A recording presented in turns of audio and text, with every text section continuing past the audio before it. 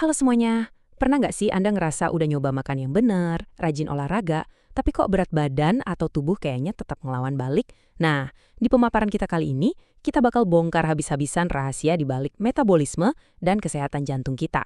Kita bakal menyelam lebih dalam, dari apa yang sebenarnya terjadi di balik perut buncit kita, sampai ancaman tak kasat mata yang mungkin lagi sembunyi di kamar mandi Anda sekarang juga.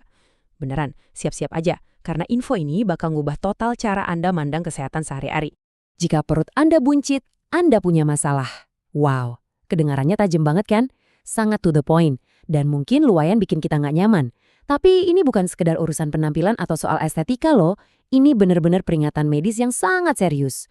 Kutipan ini jadi titik awal yang pas banget buat kita memahami krisis kesehatan internal yang seringnya nggak kita sadari lagi terjadi di dalam tubuh kita sendiri.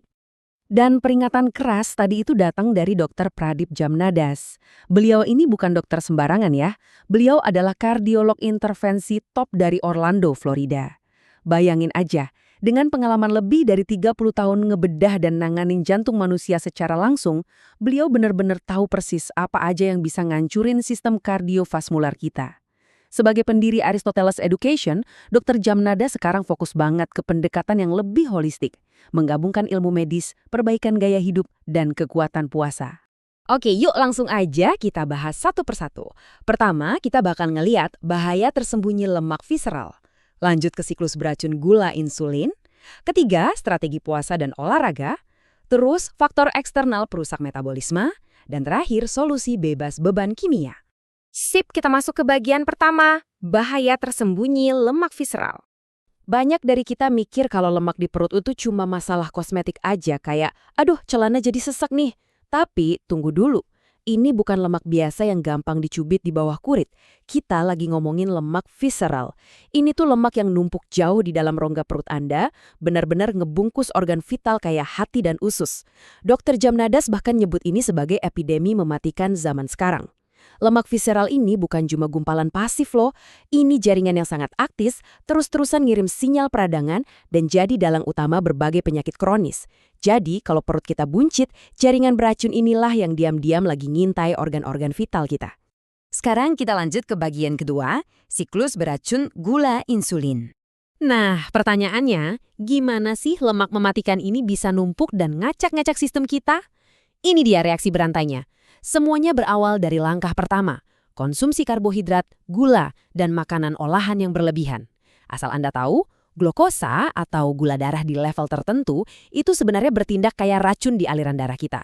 Gara-gara itu, tubuh panik dan langsung ngeproduksi hormon insulin buat nyingkirin glukosa tadi. Tapi karena kita keseringan makan, kadar insulin di darah kita jadi tinggi terus-terusan. Inilah langkah kedua. Ujung-ujungnya, di langkah ketiga, sel-sel tubuh kita jadi capek banget dan nolak merespon insulin itu lagi. Kondisi inilah yang kita sebut sebagai resistensi insulin, biang kerok dari segala kekacauan metabolisme tubuh. Poin yang paling krusial ada di sini. Kalau resistensi insulin ini dibiarin gitu aja, Anda nggak cuma lagi numpuk lemak visceral, Anda juga lagi ngebuka pintu lebar-lebar buat penyakit yang sampai sekarang jadi penyebab kematian nomor 1 di seluruh dunia. Yap, penyakit jantung. Angka ini benar-benar ngeri, dan ini adalah hasil akhir yang nyata dari siklus gula dan insulin yang lepas kendali. Masuk ke bagian ketiga, strategi puasa dan olahraga. Tapi tenang, kita nggak bakal berhenti di kabar buruk aja.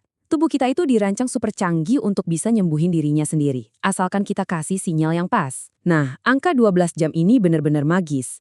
Dr. Jamnadas nekanin banget kalau cara tercepat buat ngebakar abis lemak visceral adalah dengan berpuasa. Kenapa? Soalnya pas kita puasa, tubuh butuh waktu sekitar 12 jam tanpa makanan buat benar-benar kehabisan stok glukosa dan akhirnya mulai bakar lemak sebagai bahan bakar utamanya. Jeda 12 jam ini ibarat saklar yang harus banget Anda tekan setiap hari buat muter balik kondisi resistensi insulin tadi. Tentunya puasa aja nggak cukup ya, kita tetap harus gerak. Tapi, mari kita bandingkan perbedaannya. Banyak yang mikir kalau lari berjam-jam di atas treadmill itu kuncinya. Padahal, kalau kita lihat dari sisi kesehatan arteri koroner jantung kita, latihan beban dan lari cepat atau sprint itu jauh lebih efektif loh daripada olahraga aerobik yang berlebihan. Kenapa? Karena kita pengen ngasih stres fisik yang singkat, tapi intens ke tubuh buat ngerangsang perbaikan metabolisme dan pembentukan otot. Bukan malah memicu hormon stres terus-terusan lewat kardio yang kepanjangan. Kita sampai di bagian keempat, faktor eksternal perusak metabolisme. Ternyata nih, selain urusan makanan dan olahraga, ada hal-hal lain yang diam-diam nyabotase kesehatan kita. Coba deh perhatiin 3 hal ini. Pertama, tidur. Percaya atau enggak, kurang tidur semalaman aja itu udah cukup bikin tubuh ngalamin resistensi insulin keesokan harinya. Tubuh Anda bakal langsung ngaco dalam ngatur gula darah. Kedua, rumah kita sendiri. Paparan racun jamur yang mungkin ada di ruangan lembab di rumah bisa ngerusak metabolisme kita pelan-pelan tanpa kita sadari. Dan yang ketiga, ini deket banget sama kebiasaan harian kita. Makan nasi putih. Terlalu banyak konsumsi nasi putih ternyata nggak cuma ningkatin asupan gula, tapi juga bawa risiko racun arsenik yang bisa ngeracunin tubuh kita. Bener-bener bikin kaget kan? Gimana lingkungan di sekitar kita bisa bawa dampak yang sebegitu besarnya ke dalam tubuh kita. Dan akhirnya, bagian kelima, solusi bebas beban kimia. Ancaman kimiawi ini sering banget lutut dari perhatian kita karena sembunyinya bukan di dapur, melainkan di kamar mandi Anda. Selain arsenik dari makanan atau spora jamur di udara, ada paparan bahan kimia yang terus-terusan kita olesin setiap hari ke organ terbesar kita, yaitu kulit. Kalau kita perhatikan, sabun mandi kimia sintetis yang banyak beredar, itu tuh sebenarnya lebih mirip deterjen modern loh.